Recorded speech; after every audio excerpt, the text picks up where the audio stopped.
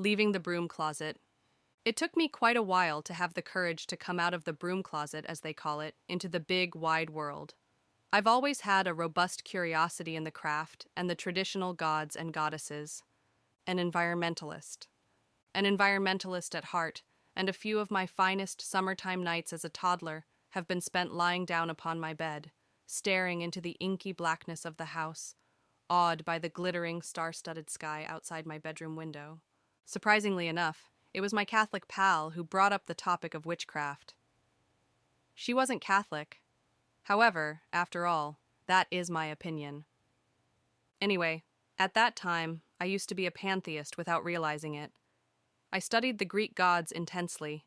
However, each time somebody asked me what I believed in, all I'd say was, spirits. The first ebook we had wasn't so bad, now that I consider it. Its focus was on ceremonial talismans, particularly those associated with the Solomon seals. Nevertheless, the ebook left our adolescent minds completely confused. So we picked up one other ebook. By that point, I had performed my research. I knew the distinction between non-spiritual witchcraft and the pagan faith of Wicca. Nevertheless, my good friend and I weren't interested in spirituality. The legal guidelines of the Rede appeared too constricting. We needed something with no strings attached. I nonetheless keep in mind the book, too. It was The Trendy Witch's Spellbook by Sarah Liddon Morrison. Each bit of information she offers is twisted, deranged, and collectively unhealthy. Fortunately for me, I acknowledged the misinformation instantly and rapidly wrote BS everywhere in the ebook and stuffed it on the backside of my locker before it went into the garbage can. Well, as I mentioned, that guide was pretty disappointing. So, being a typical youngster, I went on the web and started researching witchcraft. Each time I stumbled upon a Wiccan website, I skipped past it. Then I noticed it. Artemis? A Greek goddess? What does she need to do with witchcraft? I began studying past the preliminary FAQs and the Rede posted on most Wiccan websites. It was like somebody had thrown a lightning bolt at me.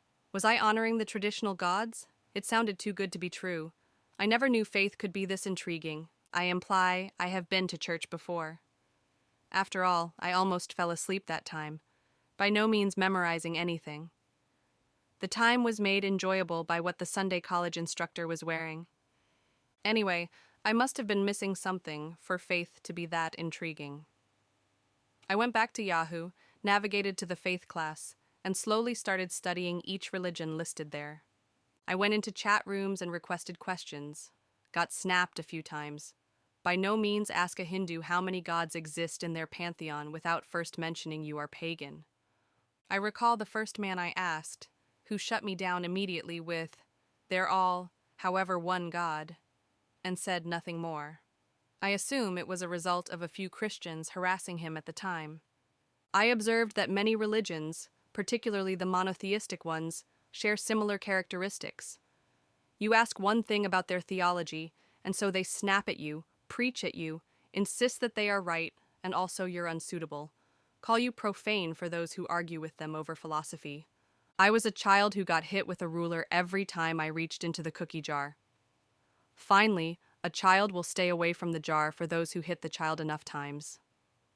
Anyway, that just turned me off. Not one of the simplest ways to seek converts, guys. I am glad pagans consider an opposition to actively going out and changing an individual. That is all I have to say. I used to walk on clouds. I bought a ton of books and read them non-stop. No one noticed me walking down the corridor without a book in my hand, which I hadn't opened and hadn't read. I did not cover it. Why ought I? I used to be studying, didn't I? Isn't that what everybody tells you? Study as much as you'll be able to, share as much as you'll be able to, and I didn't cover it with my buddies either. In any case, it was my good Catholic friend who brought up the topic. However, after some time, I started to note her aggravation each time I discussed it. The look she gave me once I had a book in my hand.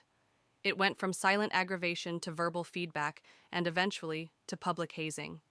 It got to the point where she loudly screamed, "Catholic witches are the one true witches," and hung up the telephone on me. The teasing from my buddies quickly changed into a chilly shoulder, after which I lastly discovered myself dropped from the clique. Effectively, I know what true pals are.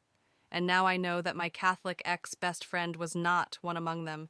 See, popping out of the broom closet was different for me because I didn't even know there was a broom closet to start with. I discovered something interesting, and I literally went, "Hey, that is fascinating." I then shared the knowledge I found with my pals. I never realized that faith could pry apart friendships. Effectively, now I do know. So, you recognize what I do? I put on a big silver pentacle necklace to ward off the ignorant. It works.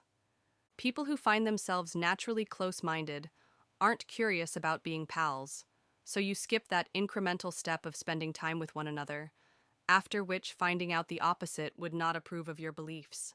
I might rather not waste time with these individuals. However, if they ask questions about my beliefs in an honest manner, I am fortunate to answer them. Education is vital. I have been out of the so-called broom closet for a few years and look back on my beginning. There are many others still in the closet, so I feel for you, and one day, you will find your true calling. Till such time, keep strong, keep turning up for life, and I wish you well on your chosen path. By Donna Brentworth.